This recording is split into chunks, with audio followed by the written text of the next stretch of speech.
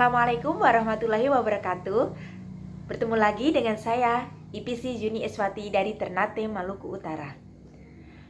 Pada kesempatan kali ini saya akan bercerita sedikit tentang perjalanan bisnis saya atau perjalanan hidup saya di bisnis Tira Satria Niaga ini. Saya mengawali bisnis di Tira Satria Niaga ini bergabung sebagai mitra IPC atau dulu yang disebut dengan reseller. Saya bergabung pada bulan Oktober 2018 tepatnya di IPC Dista Dwiriawati. Kemudian saya bergabung menjadi mitra IPC itu kurang lebih 1 tahun 2 bulan sebelum saya naik ke level menjadi seorang IPC. Apa saja sih yang harus kita lakukan sebagai mitra IPC? Yang pertama, pasti kita akan meraba-raba. Apa sih bisnis Tira Satria Niaga ini? Apa sih menjadi mitra IPC ini? Awal bergabung saya selalu begitu. Saya selalu mencari apa yang ada di dalam diri saya dan yang klop dengan Tira Satria Niaga itu. Kemudian saya tidak lupa selalu belajar dan belajar.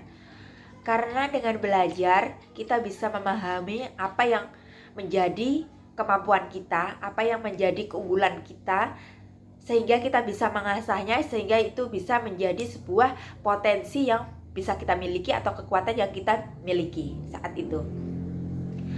Saya termasuk reseller yang aktif atau mitra IPC yang aktif pada saat itu, karena saya selalu mau untuk mengikuti kelas-kelas yang diadakan oleh Tira Satria Niaga, baik itu dari IDEA maupun dari Tira Satria Niaga itu tersendiri. Kemudian prestasi apa saja yang saya peroleh saat menjadi mitra IPC? Yang pertama, dari awal saya bergabung menjadi mitra IPC sampai saya naik level menjadi IPC, saya selalu masuk di boardnya Madista, board prestasi sebagai mitra IPC yang aktif atau top mitra IPC pada saat itu. Kemudian saya diberi kesempatan lagi oleh Madista untuk mengembangkan diri saya menjadi seorang bisnis di Tira Satria Niaga melalui saya harus menjadi naik level menjadi seorang IPC. Apakah kamu langsung menerimanya? Tentu tidak ya. Ada beberapa pertimbangan yang harus saya terima saat itu. Saya selain ada teman maju saat itu menjadi IPC, saya juga memantaskan diri saya apakah saya pantas menjadi seorang IPC. Tentunya itu yang menjadi PR bagi saya, karena menjadi mitra IPC kan kita hanya membawakan diri kita sendiri, tidak terlepas dari rekrutan kita. Kita hanya memantaskan diri kita sendiri saja. Sementara kalau kita menjadi seorang IPC, kita harus menggandeng, merangkul, serta mengajak mitra IPC kita untuk tetap maju, gerak bersama-sama untuk menuju sebuah tujuan yang kita capai bersama-sama, yaitu kesuksesan. Nah, pada bulan Januari tepatnya, saya mengiyakan Madista untuk maju menjadi seorang IPC ya, pastinya dengan mengikuti ODT yang diadakan oleh Tira Satria Niaga saat itu. Dan tepat pada tanggal 9 Januari 2020 saya memperoleh ID sebagai IPC. Pasti senang iya, bingung iya, dan gelisah iya. Kenapa gelisah? Nanti saya jelaskan satu-satu sedikit-sedikit. Yang pertama, senang saya akhirnya berhasil ya naik level menjadi seorang IPC. Sementara menjadi seorang IPC itu adalah pilihan bagi saya tentunya, dan dorongan dari Madista juga. Tidak semua mitranya Madista diberi kesempatan untuk menjadi IPC saat itu. Nah, saya terpilih berarti kan senang, ibaratnya begitu.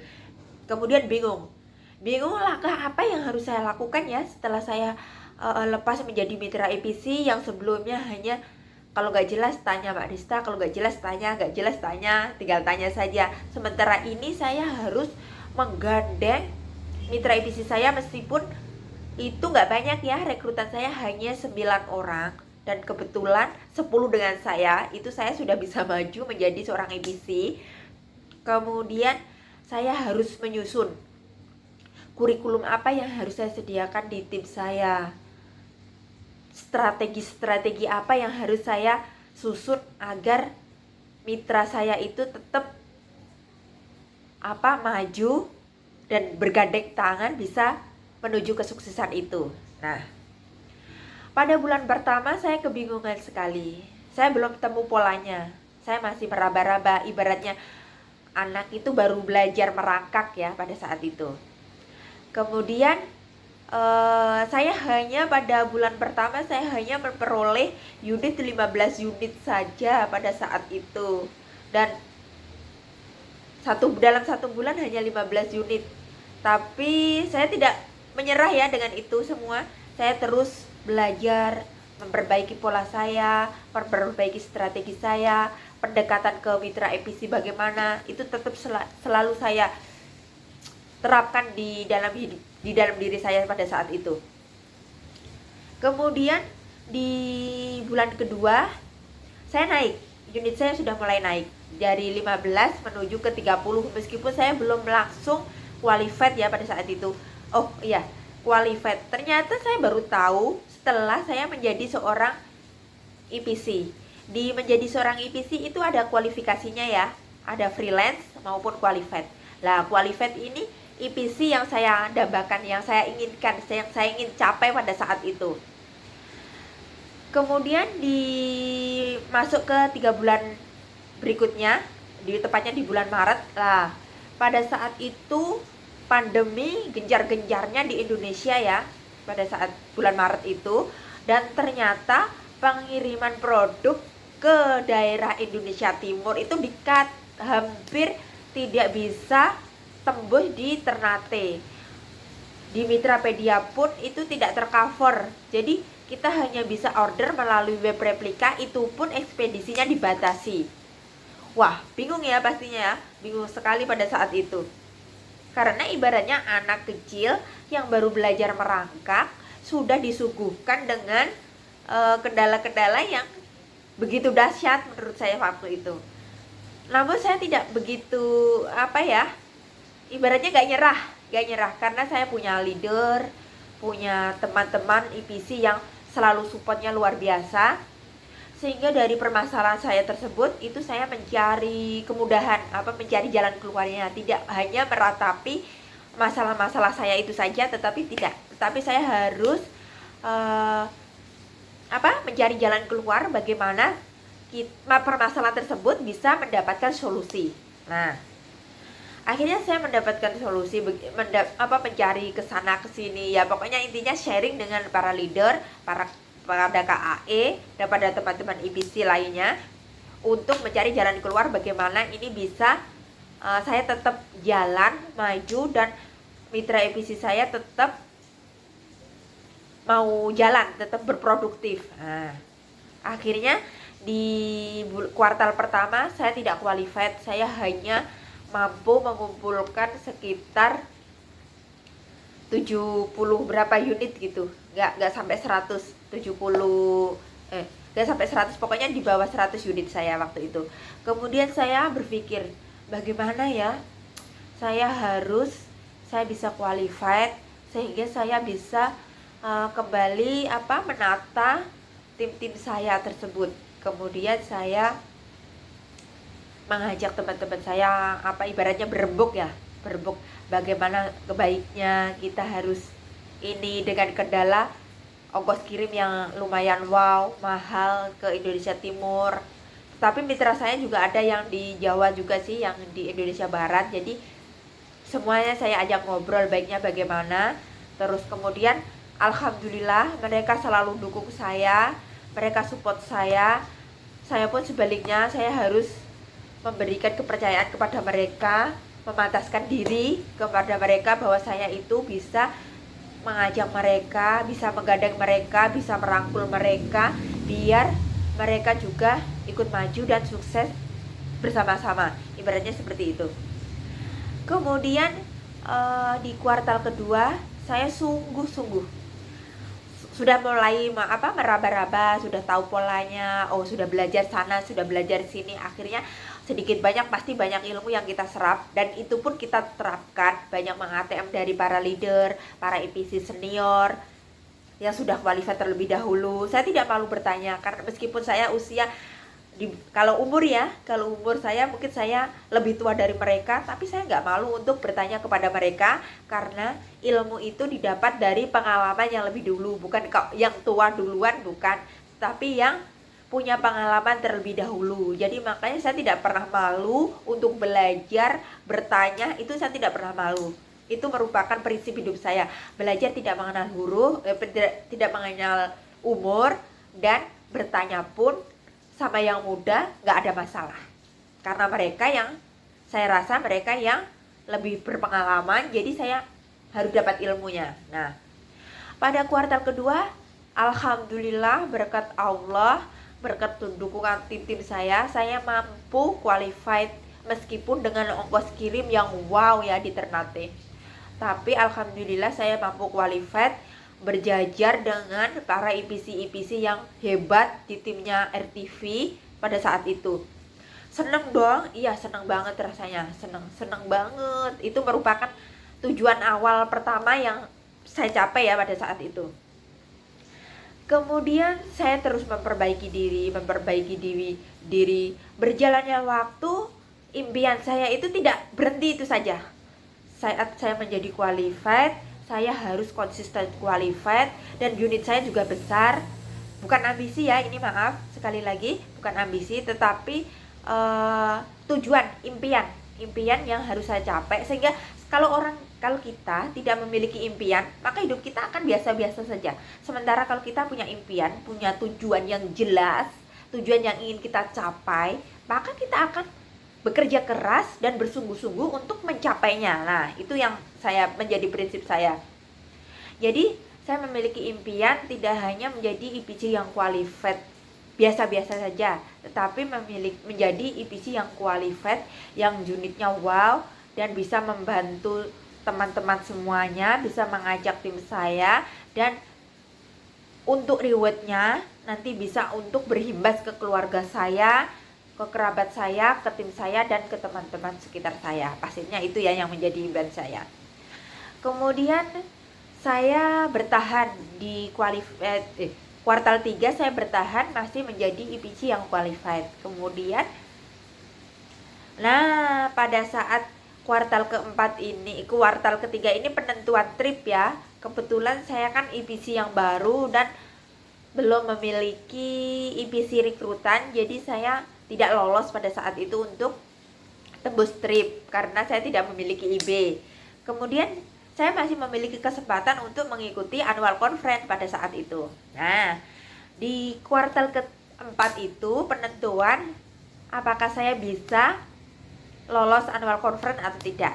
Ternyata qadarullah, berkat Allah, saya dimampukan, saya lolos menjadi salah satu IPC yang lolos annual conference 2020 kemarin.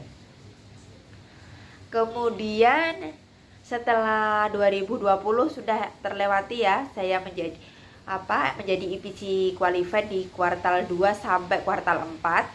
Saya lolos annual conference, kemudian saya mendapatkan bonus konsistensi sebagai qualified, dan saya mendapatkan bonus-bonus yang lain ya pastinya. Enak kok dapat bonus banyak kalau menjadi IPC atau kita mau sungguh-sungguh menjalani bisnis di Tira Satria Niaga ini.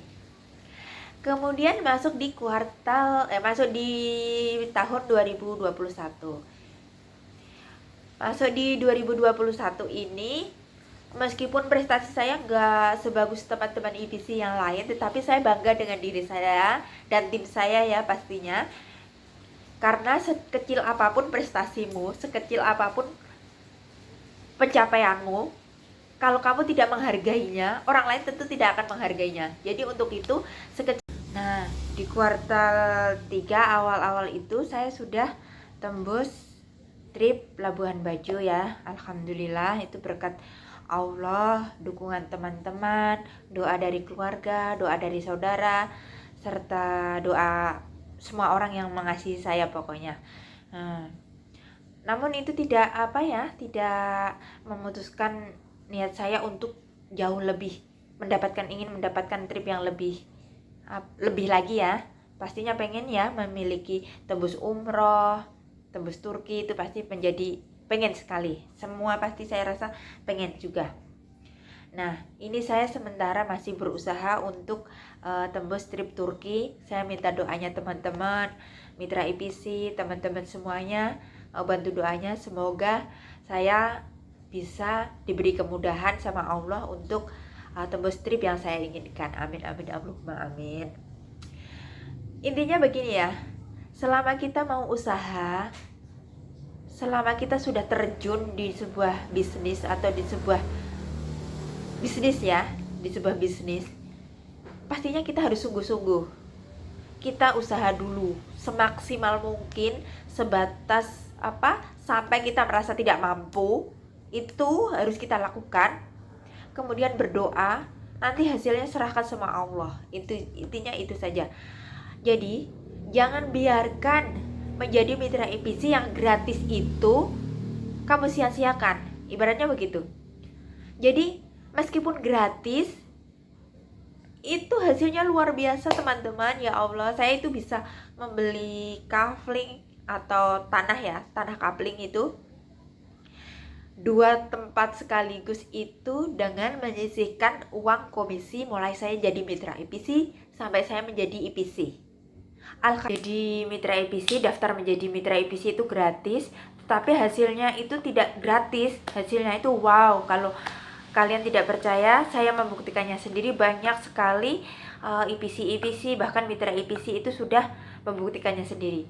Karena pada saat saya menjadi mitra IPC, itu komisi saya kumpulkan ya.